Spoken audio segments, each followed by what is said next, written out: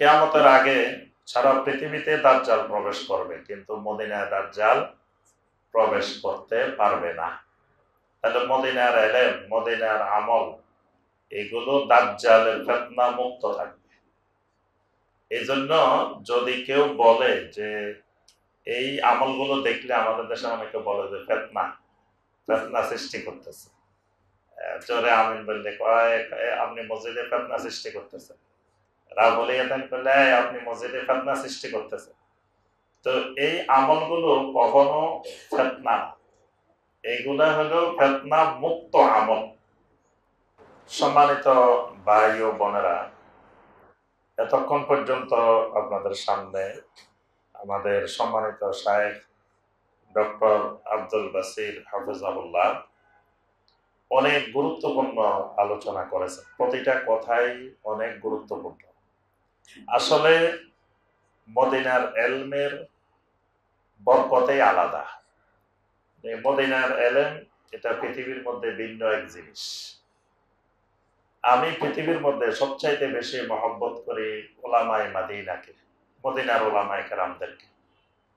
যারা মদিনার ওলামায়ে কেরাম এবং যারা মদিনার ওলামায়ে কেরামদের সরাসরি ছাত্র, যারা মদিনার বরকতময় এলেম নিয়েছেন, তাদের প্রতিটা কথার মধ্যেই আসলে অনেক গুরুত্বপূর্ণ দিক নির্দেশনা, অনেক বরকত আল্লাহ পাক দান করেছেন। এই জন্য আমি প্রথমে আপনাদেরকে অনুরোধ করব, আলহামদুলিল্লাহ আমাদের বাংলাদেশের অনেক আলেম মদিনা মুনাওয়ারা থেকে এলেম নিয়ে এসেছেন। সবসময় এই মদিনার ওলামাদের সাথে থাকার চেষ্টা করবেন। কিয়ামতের আগে সারা পৃথিবীতে দাজ্জাল প্রবেশ করবে, কিন্তু মদিনায় দাজ্জাল প্রবেশ করতে পারবে না। তাহলে মদিনার এলেম, মদিনার আমল, এগুলো দাজ্জালের ফিতনা মুক্ত থাকবে। এই জন্য যদি কেউ বলে যে এই আমলগুলো দেখলে, আমাদের দেশে অনেকে বলে যে ফিতনা সৃষ্টি করতেছে, জোরে আমিন বললে কয় আপনি মসজিদে ফিতনা সৃষ্টি করতেছেন, রাবলিয়াতান করলে আপনি মসজিদে ফিতনা সৃষ্টি করতেছেন।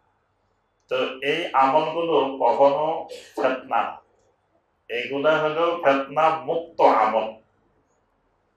আমি কদিন আগে আপনার এখানে ঢাকা কেরানীগঞ্জে একটা প্রোগ্রামে গিয়েছিলাম।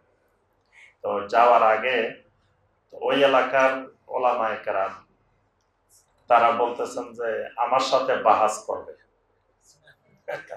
আমি গেলে আমার সাথে তারা বাহাস করবেন, বলছে তোমাদের যে শাইখের সাথে আমাদের মুফতি সাহেবরা বাহাস করবেন। তা আমি বললাম যে ঠিক আছে, বাহাস করতে অসুবিধা নাই। তো কি নিয়ে বাহাস করবে, মানে কোন বিষয় নিয়ে বাহাস হবে? আগে বিষয়টা জানলে আমার সুবিধা হয়। বিষয়টা দুই রকমের হতে পারে। একটা হইলো যদি বাহাস করতে চান আমিন নিয়ে, আমি জোরে বলবে না আস্তে বলবে, রাবলিয়ে দেন করবে কি করবে না, আপনি বুকের উপরে বাঁধবে না আমিন নিচে বাঁধবে, তারাবি 20 টাকা পড়বে না 10 টাকা পড়বে, তারপরে বিকেলের নামাজ কিভাবে পড়বে, এগুলো নিয়ে যদি বাহাস করতে চান তাহলে আমার সাথে বাহাস করি। ওনারা খামাখা কিছু সময় নষ্ট করবে, ওনাদেরও সময় নষ্ট, আমারও সময় নষ্ট। এগুলো নিয়ে যদি বাহাস করতে হয় তো ওনাদেরকে আমি একটা ঠিকানা দিয়ে দিতে পারি। ওনারা কষ্ট করে ওখানে চলে গেলে তাহলে ওনাদের সময়টাও কাজে লাগবে, আমাদেরও কাজে লাগবে। সেটা কোথায়? সেটা জামিয়া ইসলামিয়া মদিনা মুনাওয়ারা। ওনারা যদি কষ্ট করে ওখানে চলে যান, গিয়ে মসজিদে নববীতেও বাহাসের ডাক দিতে পারে, অথবা মদিনা ইউনিভার্সিটিতে গিয়েও বাহাসের ডাক দিতে পারে। ওখানকার ওলামায়ে কেরামদের সাথে বসে এই বিষয়গুলো ফয়সালা করে দিতে পারে। এবং ওনারা গেলে আমরাও প্রয়োজনে দর্শক হিসাবে আমরা যাব। আমাদের বাংলাদেশের মুফতি সাহেবেরা ওখানে মদিনার আলেমদের সাথে বাহাস করবে, আমরা একটু দেখবো, শুনবো বাহাস। তাহলে ওখানকার ওলামায়ে কেরাম বাহাসের পরে যদি বলে দেন আসলে আমরা এতদিন যেগুলো বলছিলাম বা করছিলাম এগুলো ভুলছি, বাংলাদেশের মুফতি সাহেবরা আমাদেরকে সংশোধন করে দিচ্ছেন, এই ওই দিনেই সারা পৃথিবীতে শপথ হবে। বাংলাদেশে আর ওনারা বাহাসও করা লাগবে না, কষ্ট করা লাগবে না, কিছু লাগবে না। বাংলাদেশে যারা এগুলো করে এরা অটোমেটিক বন্ধ করে দিবে।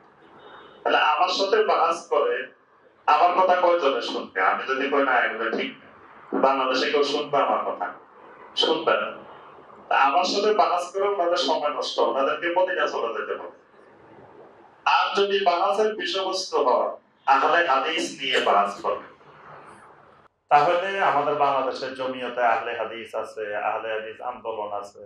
আমি তো আহলে হাদিসের মুখপাত্র না, আহলে হাদিসের প্রতিনিধি না, আমার সাথে কি বাহাস? তাহলে আমার সাথে ওনাদের বাহাসের কোনো বিষয়বস্তু নাই। পরে দেখেছি আমি গেছি, ওনারা কেউ আসেন, আমি বলছি আমার সাথে বাহাস নেই। তা আমি যে কথাটা বলছিলাম যে আসলে আমরা যে আমলগুলো নিয়ে আমাদের দেশে ফিতনা বলা হয়, এগুলা ফিতনা মুক্ত আমল। কারণ মদিনা মুনাওয়ারাতে কখনো দাজ্জাল প্রবেশ করে না। বাংলাদেশে দাজ্জাল আসবে, আসবে না? ইন্ডিয়া দাজ্জাল আসবে, পাকিস্তানে দাজ্জাল আসবে, সব জায়গায় দাজ্জাল আসবে। তাহলে আমাদের ঈমান, আমাদের আমল, আমাদের ইবাদত এগুলোর মধ্যে দাজ্জাল হানা দিবে, দাজ্জালের মুখ লাগবে, দাজ্জালের আক্রমণ হবে। কিন্তু মদিনা মুনাওয়ারাতে দাজ্জাল প্রবেশ করতে পারবে না। তাহলে সেখানে আপনার ঈমান আমলের মধ্যে কোনো ফিতনা, কোনো ভেজাল ঢোকার সম্ভাবনা। তো এই কারণে আলহামদুলিল্লাহ উলামায়ে মাদিনাদেরকে আমরা সবসময় অনুসরণ করব, মহব্বত করব, তাদের থেকে ইলম নেব ইনশাআল্লাহ।